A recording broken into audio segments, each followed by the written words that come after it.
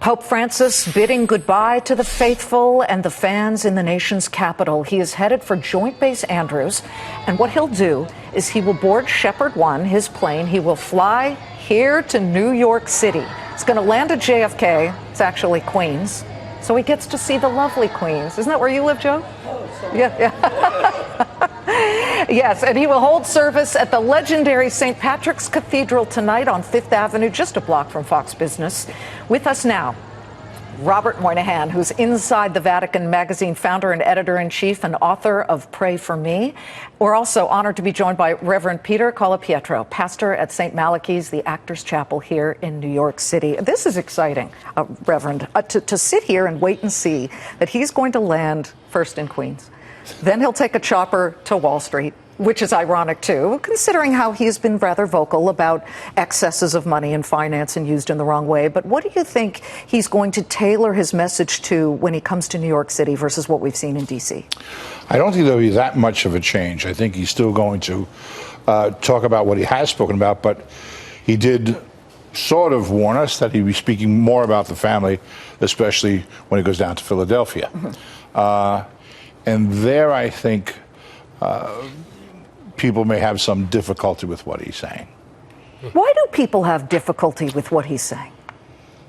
There's a certain duplicity, I think, in the approach that people have, news people have, that the media have toward the Holy Father and what he teaches. Mm-hmm. And it's the same holds true for the right and the left. They're going to latch onto things, the left, that they find agreeing with them, and the Republicans are going to do the same thing. Mm-hmm. The left and the right, same thing.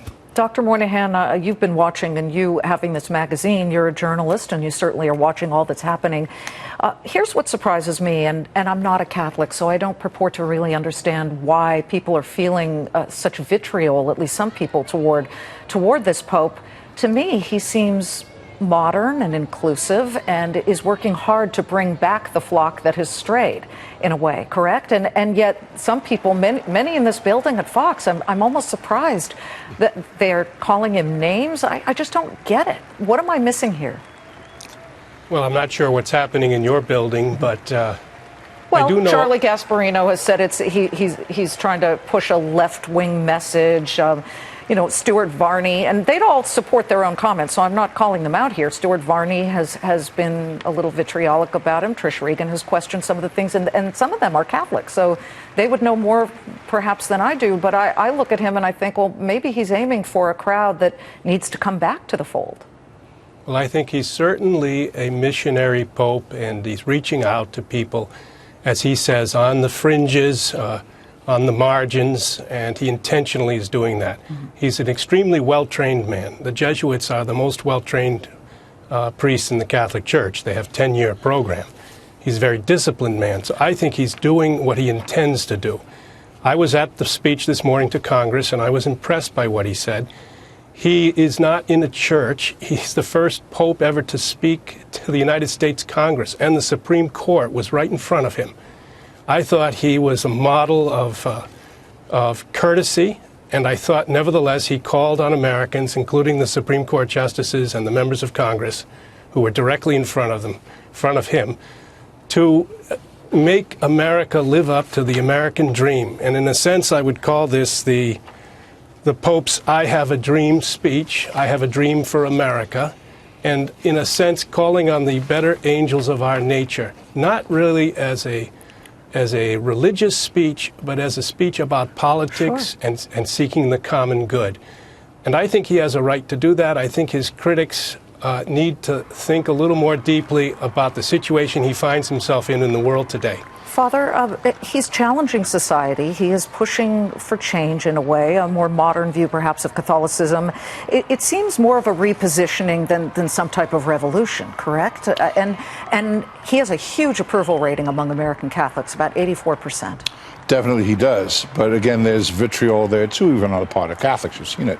By the way, Stuart Varney, I think, offered an apology after he heard the Holy Father's speech this morning. I'm happy he did. It's a matter of perspective, okay? It's not dogmatic, it's not didactic, it's more, I feel, on a pastoral level, where he's reaching out to the people who are marginalized. This is not new church teaching. We're called to do this We're called to do this all our lives as Catholics. Well, and we can't let you go before we bring up what I think has gotten people upset, and he's talked about the environment. But isn't it in the Bible to take care of Mother Earth? And he actually called the planet our common home, which I thought was a very delicate and gracious way of describing the planet. Who wants a dirty planet? I don't know. I certainly don't. Bill O'Reilly certainly doesn't. But again, when we start talking about the dirty planet, we have to think about how we're attacking this problem as individuals. You know, that candy wrapper we drop on the sidewalk, that dirties our planet. Those smokestacks we see on the horizon, that dirties the planet too.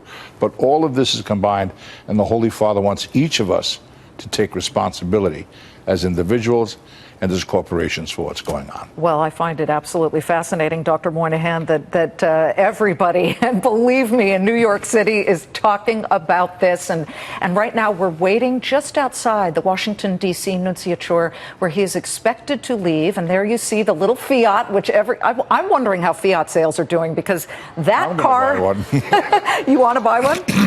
Okay. I don't know if I'd fit, but I'd buy one. Father Colapietro says he's in. So we're looking at this this car waiting, of course, and he will exit the Nunciature. He will then head to Joint Base Andrews, and from there he will get on Shepherd 1 and head to JFK.